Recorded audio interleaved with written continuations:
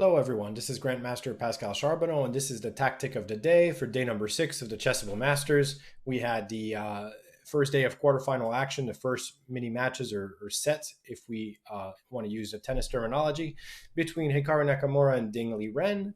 And the other match was Anish Giri against Alexander Grishchuk. We had one decisive game today, and it is the game that I'm going to show here. And it ends with a rather nice tactic here where black finally manages to make progress.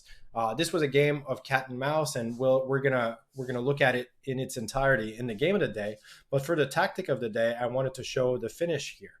And so it is black to play. White has just made the move bishop to a1. And so I will give you a little bit of time here to try to figure out what black should do. And if you're watching this video, I recommend that you pause it, take a minute or two, and try to figure out what black could or should do here to make progress. All right, so black plays a super strong move here, rook to f8. And this move, as the arrows show you, the idea is to come to f1 here, attack the bishop on a1. Then another idea is that this bishop from g4 has a very nice square on d1 from which it can attack the c2 pawn, it can attack the a4 pawn, but then also it allows black to play h4, because right now h4 is not possible because the bishop is hanging, right? So h4 would lead to king takes g4. Important to note that white cannot fight and get the fight for the open file here by playing rook f2, because not rook takes f2, although it's actually interesting to play this and then play bishop d1. But the main reason is that black has to move h4, which deflects the king, which is defending the rook.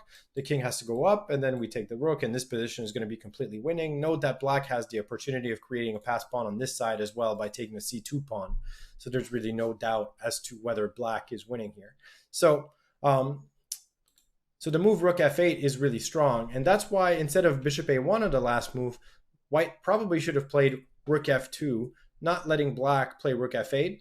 And then black could try a move like bishop d1, and I think that's probably why intuitively Hikaru didn't feel like moving the rook away, although this position is still probably okay for white, either by playing rook to d2, which, you know, the bishop is not forced to come back. Black can try to use the fact that this bishop is not attacked on g4 anymore to play g4 check.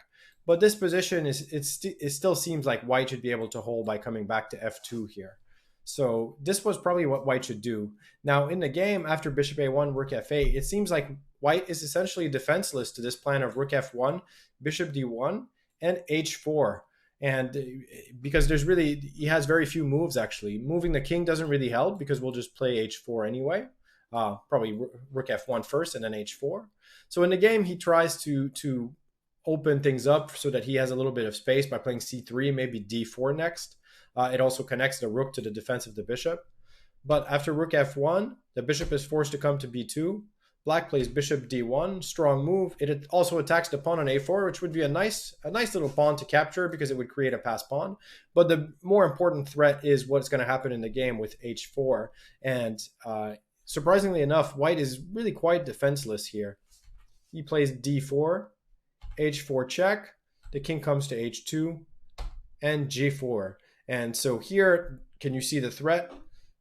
I'll let you think this through for a second. The threat is to play g3, king h3, rook h1 mate. Very hard to stop. Really, the only move that attempts to stop it is to play g3.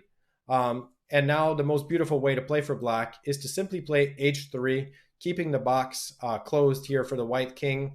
And then black will follow it up with bishop f3 and rook h1. Again, these sacrifices really don't help because black is not only up the exchange, but also has a pass pawn on each side of the board, so it's completely winning. So this was a beautiful finish to this game by Ding Liren.